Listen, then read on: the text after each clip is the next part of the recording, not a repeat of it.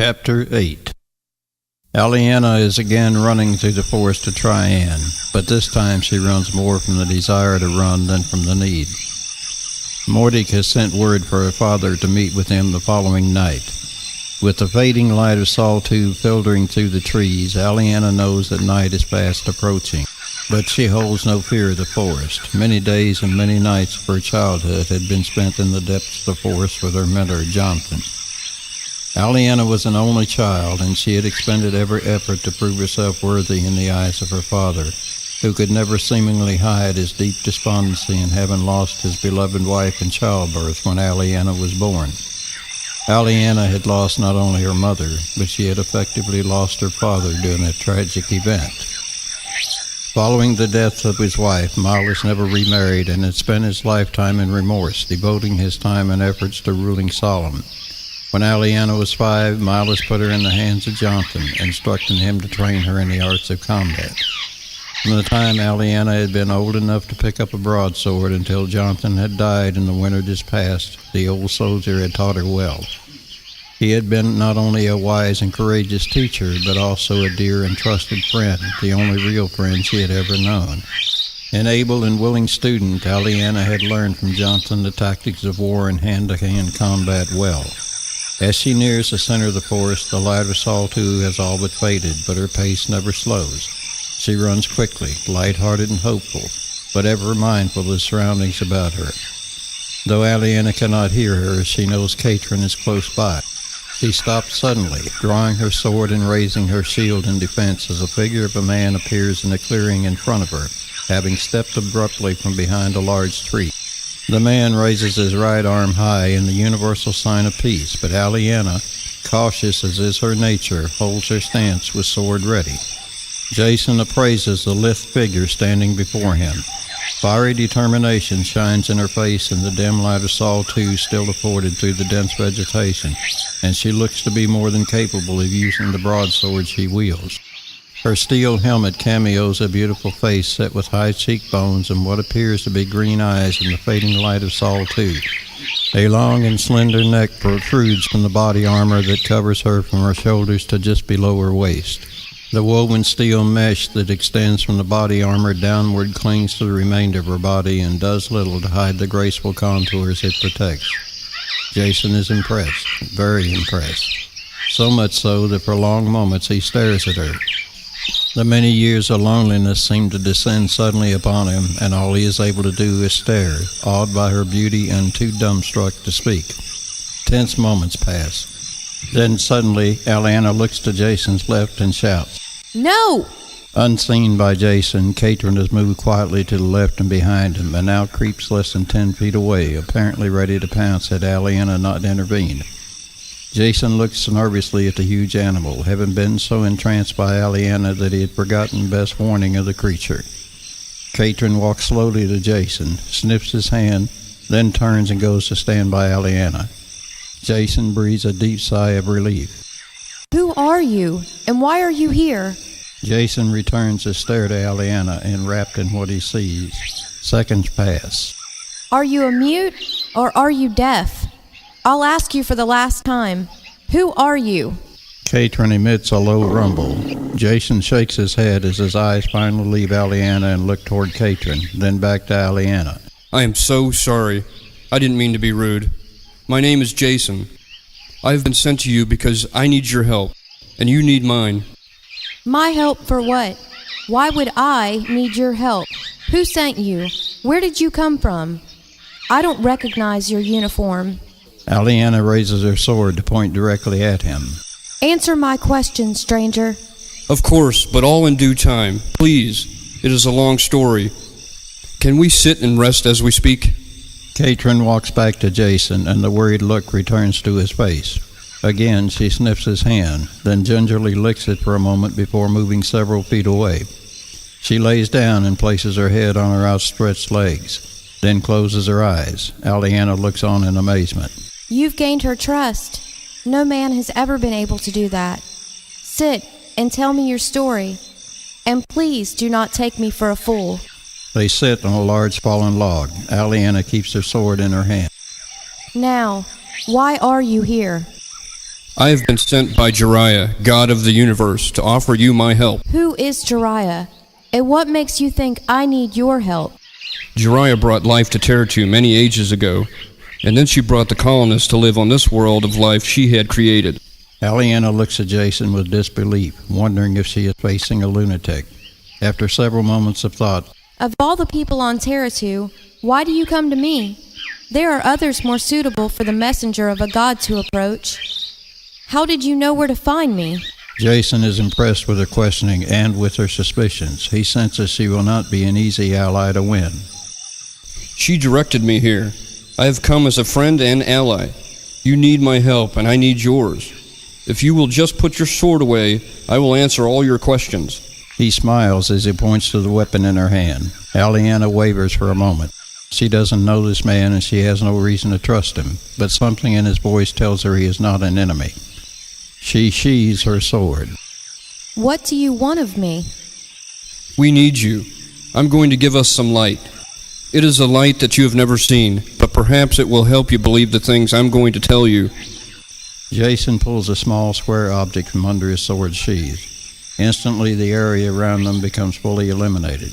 Aliana stares in amazement as the small box seems to glow like the sun to give them light. It is easy to look directly at. As her eyes widen in wonder, Jason notes that they are indeed green, a very deep, very entrancing green. Do you know anything of your ancestors? Where they come from? How they came to be on Terratoo? Legends tell our fathers came from the stars 1,000 years ago. You should know this. Why do you ask? Jason proceeds to tell her about Earth and about the Outreach One and the long voyage through space, and he tells her about the colonists he brought to Terratoo. He tells her about everything except Myra. His narrative goes on for over an hour. Aliana stares at him in amazement, but sits through his story with wonder, sometimes being tempted to believe him and at others thinking he must be insane. Did he think her such a fool that she would believe his preposterous tale? As he concludes, she rises to her feet in anger. A nice fairy tale, sir. Now, if you will excuse me, I must be on my way. Katrin raises her head but lays still, looking warily at Jason. Jason, anticipating her disbelief, rises as she does. Whether you believe me or not is not important. Whether you believe I'm your friend is important. Do you actually expect me to believe you are one of the colonists? You were no more born 1,000 years ago than I was born yesterday, sir. The last of the colonists died over 800 years ago. I know this to be a fact, because she is a distant ancestor of mine. Now, please get out of my way. I have important matters to attend to. She pulls her sword and begins to back away from him. Now, Jason, use the laser. Jason quickly pulls the dagger from his sheath and points it at a small tree less than 20 feet from where they stand. A blue beam of light emanates from the dagger, and the center 4 feet of the tree instantly disintegrates, leaving the remainder to crash harmlessly to the ground. Aliana stops and stands motionless, eyes wide with fear, doubting the reality of what she had just seen. Katrin roars in defiance as the tree falls to the ground, jumping instantly to her feet. Aliana grabs her around the neck with her free arm lest she attack Jason. Moments pass as an image of the ancient pyramid comes to her mind, and she realizes that the man standing before her was responsible for its destruction. With a trembling hand, she sheathes her sword. Telling the truth or not, this man possesses tremendous powers and cannot be taken lightly. If he is an enemy, surely he could have easily destroyed her and Katrin with his strange weapon. If he is a friend, perhaps her hopes of the gods helping to bring peace to Terratoo will be realized. In either case, she has no choice but to believe him, at least for the time being. She softly rubs behind Katrin's ears, soothing the big cat as she ponders what to do. She slowly sits back down on the log. Jason joins her. I came from a place very far away, Aliana, just as your ancestors did. How did you know my name? It is you I've been sent to find. Why me? Jeriah says you are the one who can help. Who is Jeriah?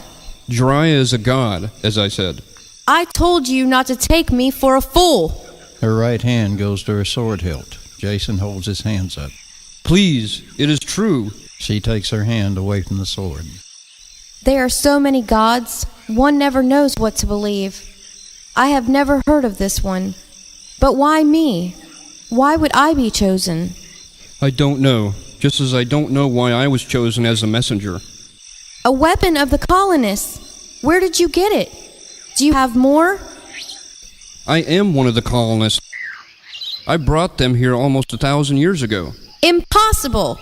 No one lives that long, not even the colonists. We have a thing we can do, which I will explain when there is more time. We can sleep for hundreds and even thousands of years without getting older.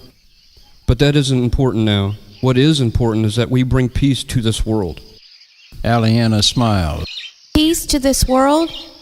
Oh, that has been my dream since childhood. But why now? How will we do this? Will you give us your weapons? Jason smiles as he shakes his head no. No weapons, and how we can do this is yet to be seen. As for the why now, it is very simple. If we cannot bring peace to Terratoo within the year, Jiraiya will destroy mankind. Aliena looks at Jason in stunned silence. It is important we tell no one who I really am, at least for the time being, or that anyone knows of the weapon you have seen. It was such a weapon, though a much larger one, that destroyed the pyramid. There are those on this planet who would kill to get such weapons. Aliena nods in agreement. Chapter 9. The next day, Jason and Aliena walk quickly down the hallway to the great room of the palace. Katrin walks between them. They enter the room as the guards open the doors for them. Katrin finds her usual resting place beside the wall as Jason and Aliena walk toward Miles, who is seated on the throne. He is flanked by 2 men standing on each side, each in royal garb. Beside these are 3 soldiers in battle dress, swords sheathed. Jason and Aliena kneel when they are a few feet in front of Miles. Now, daughter, tell me of this new ally you have found. Aliena stands, as does Jason. Father, thank you for agreeing to this meeting. I know it is against your nature to meet with outsiders on such short notice, and I would not have asked for your time had I not thought this was of the utmost importance. Aliena places her left hand on Jason's right shoulder. I would like to present to you Jason, soldier of Sierra and prophet of Jiraiya, God of the universe and creator of life on Terratoo. Miles looks intently at Aliena for several seconds, then turns his eyes to Jason. Just who is this God my child speaks of? There is only one true God, Miles. The God who created life on Terratoo. The same God who brought the colonists here from a place far away. The same God who made Terratoo a place of wealth for her people. The same God who is angry to the point of destroying the people on Terratoo, just as she destroyed the ancient pyramid. A gasp escapes Miles' lips. The soldiers put their hands to the hilts of their swords in readiness for attack if so ordered. Instant clamor fills the room as the advisors chatter to each other in disbelief. Miles sits stunned for several moments, then slams his fist on the arm of his throne and bellows. Silence! The room grows quiet. Distrust in his eyes, Miles demands as he stares at Jason. Just what do you want from us? For myself, I want nothing. For you, for the peoples of Terratoo, I want what Jiraiya wants. Peace and harmony and freedom for the people. I have been sent to you because you have been deemed to be a good man. A man who has ruled his people well. A man who has been just in his dealings with his people. A man who has been chosen to help me bring peace to Terratoo. Miles looks at Jason in wonder. It is my responsibility to bring peace to this world. I have come to ask for your help.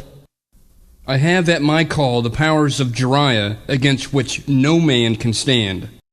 Why should I believe your words? It is not just my words, but also the words of your daughter. He speaks the truth, Father. I know his words to be true. I have seen the power of Jiraiya manifested in the forest of Trian, and I have seen the ancient pyramid disintegrate before my very eyes. Miles turns his eyes to Jason. What proof do you have you are telling the truth? Only my word. Father, please believe us. The people of Solemn cannot even venture outside the city walls at night without fear of the unknown enemy that might be lurking beyond the walls. For countless years, we have cowered behind these walls ever fearful of when the next attack will come and where it will come from. Thousands upon thousands of brave men and women have died defending the city of Solemn. We are free men and women, but as long as the likes of Jolan of Aliquin rule, we must live in fear. I believe, Jason, Jariah did not intend for her children to live in virtual slavery. She wants us to be free and happy, things I have never truly known, and neither have you. The next night, Jason follows closely behind Aliana as she leads him through the darkness of the forest. In the dim light of Andros that filters through the trees, Jason's eyes are riveted on Aliana. Katrin appears from the shadow of the trees and walks for a while almost against Jason's legs. He looks down momentarily and smiles. They enter the same clearing that Jason had first met Aliana. In the center of the clearing is a large campfire. Entering the clearing, Aliana holds her right arm high. Jason follows suit. Seated by the campfire is Mordic and his top general. Flanking them and encircling the campfire are 15 soldiers. Aliana motions for Jason to stop at the edge of the campfire as she continues around the fire to stand a few feet in front of Mordic. She bows, then again holds her right hand high. Greetings once more, Mordic, governor of Aliquin. Please do not be alarmed that my father has not accompanied me. But a strange new development has occurred that I feel will be of benefit to all of us. Mordic looks at her for a moment, then turns his attention to Jason, who is sitting down at the far edge of the campfire, looking into the flaming embers. A frown crosses Mordic's face. Greetings, Aliana of Solemn. I trust there is a very good reason your father is not here. But come, sit by the fire and have some drink while we discuss matters. Aliana moves to do as instructed. Jason remains where he is sitting. A soldier approaches Mordic and hands him a small silver cup. Mordic takes a long sip from the cup. The soldier hands Aliana an identical cup, then walks around the campfire and gives one to Jason. Jason follows closely Aliana's lead and drinks from the cup. He smiles, pleased with the contents as it warms its way to his stomach. Mordic looks at Aliana, then turns his gaze toward the campfire. I know you are a good fighter. I know you are not fearful of the most deadly of enemies when it comes to defending your homeland. You are truly a fine woman, just as I described you, a soldier. And being a soldier, you do not have the authority to wage war, nor do you have the authority to make peace. Mordic turns his gaze from his campfire to stare directly into Aliana's eyes. Only your father has that authority. Why is he not here? Aliana is startled, but only momentarily. She reaches to pick up a twig in front of her and twirls it slowly in her fingers as she speaks. Before the colonists came to Terratoo, the ancient pyramid stood majestically in the shadows of the Tres Hermanos Mountains, just as you and I saw it all our lives. No one knew who built it or when, not even the colonists. It was just there. We accepted it, just as we accept the existence of the forest of Trian and the plain of Jamor. I now know the truth of the ancient pyramid, and I know why it was destroyed. Mordic stares at her as she lifts her eyes from the twig to look into his. Jason, sitting quietly on the other side of the fire, looks with a smile at Aliana. He is well pleased with the way she is conducting the meeting. His gaze then shifts to the forest. He can see Katrin's eyes glowing like embers from reflected firelight just inside the forest. His smile broadens. Mordic waits for Aliana to continue. Before there were colonists, before there was life on Terratoo, there was a mighty and wise God. She found this planet when she was walking through the stars one day and said to herself, "What a beautiful place for life." She looked at the vast land masses and the great oceans, and she felt the warming rays of the sun. That night, she stood on the plain of Jamor and looked upon the beauty of Andros and Almega, and decided this would indeed be a beautiful place for life. Aliana pauses for a moment to look at Mordic. Disbelief is evident in his eyes, but so is curiosity. How she accomplished the creation of life is her secret, but when it was done, she was very pleased, but very lonely. She had no one to show her creations to, no one to talk to. The animals, the birds, the fish, none could talk to her. So she built the ancient pyramid and placed a beacon upon it to attract other gods, gods who could appreciate what she had done. Many years passed, and at long last the colonist came, and the god was very happy. But when she tried to talk to the colonists, they could not or would not hear her. Finally, she realized they were not gods, but merely flesh and bone, just as were the animals she had created. She was a spiritual being, not a being of flesh, and in order for the colonists to talk to her, they must first believe in her, for such is the nature of a spiritual being. Mordek shuffles his position for comfort, but remains quiet. She watched as the colonists began to grow in numbers, and for the longest time they brought her joy. She laughed as they played on the plains. She smiled when she felt their love for each other as they nurtured their children. She beamed with pleasure when they made love beneath the full moon of Andros. She came to love them as if they were her own creations. But as the years passed and new generations were born, the people changed. Each succeeding generation that followed the original colonists became more evil in their ways. Time passed, and all the colonists died, leaving their children and their children's children behind them. As the colonists died, so did the joy and laughter in the hearts of the people, replaced by war and bloodshed. The one thing which had become so dear to the Creator, human life, became worthless to the children of the colonists.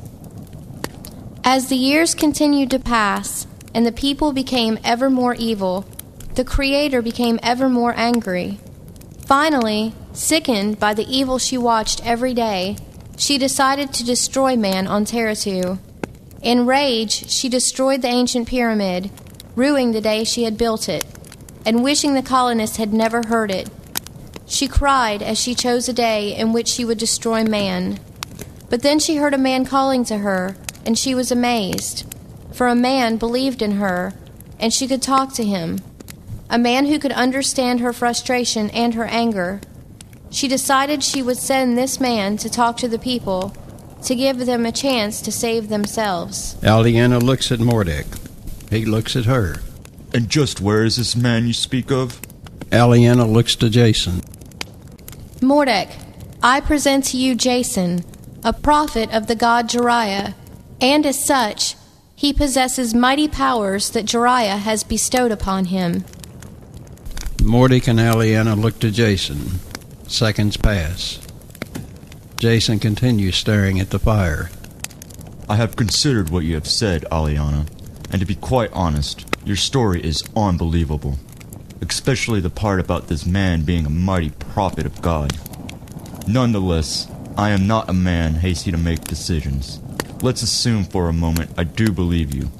What do you want from me? Mordek, you are a great and proven soldier, a leader of men. You are also a learned and capable strategist. Peace between Aliquin and Solemn is no longer an acceptable conclusion to what must be accomplished. There must be peace on Terratoo, and for this to be, all the peoples of Terratoo must join in our effort. We need you to lead the armies in this quest. I have no armies, only a few thousand good men. I grow weary of this conversation.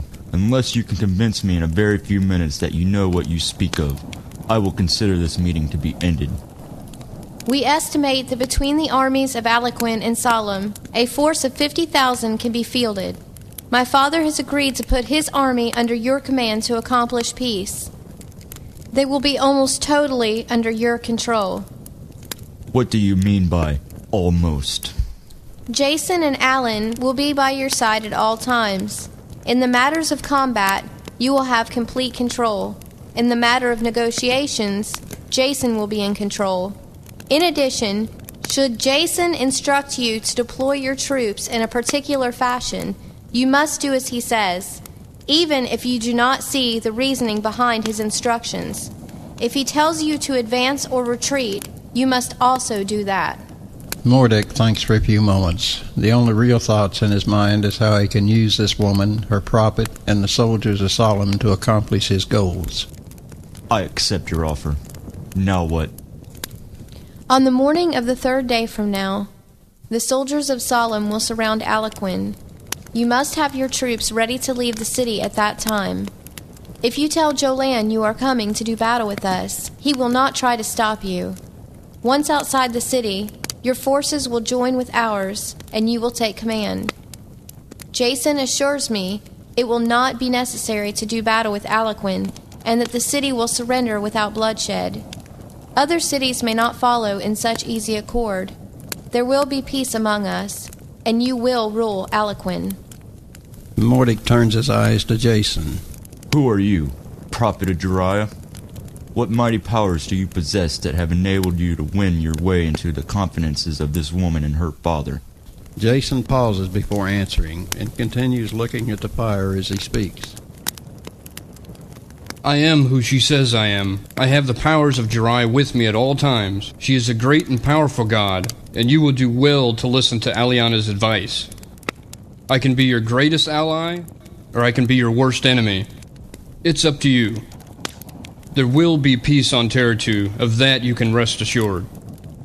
How many people will be left alive to enjoy the peace will depend on men like you and Milas, and women like Aliana. It is as simple as that. Jason turns his attention back to the fire. Mordic rises slowly to his feet, with Aliana doing the same. Jason remains seated, still gazing into the campfire. Mordic, an angry look on his face for the obvious show of disrespect, is tempted to have his soldiers seize Jason, then reconsiders. He shrugs and motions for his soldiers to leave. My men will be ready. Mordic and his men leave the clearing. When they are gone, Aliana walks in anger to Jason. You were very disrespectful. Mordic is a man of great stature, and as such should be treated with respect. Jason rises to his feet, a smile on his face. Mordic is just a man, no better than any of the others that live on this planet. A brave man? Probably. A good man? Possibly. But he is still just a man. Katrin glides smoothly into the light of the campfire. She stops beside Jason, then begins to rub softly against his legs as a soft rumbling sound emanates from her throat. Jason rubs behind her ears. Aliana looks on in disbelief. I don't understand. She has never allowed anyone to touch her, not even Jonathan, my teacher. You must truly be the messenger of a god. Jiraiya must be real. Suddenly, a strange look comes upon her face. She feels a warmth growing inside her, starting in her stomach, then moving outward until it engulfs her body, bringing with it a feeling of happiness. Jason stares at her for long seconds. What's wrong? More seconds pass as Aliana looks around her in confusion. Aliana, what's wrong? Aliana shakes her head in confusion, looking first at the ground, then skywards. Nothing. Nothing. Just a strange feeling came across me. A feeling of warmth I've never known before. Aliana smiles deeply, and as she does, a flash of lightning is seen overhead, followed by rolling thunder. End of chapter 9.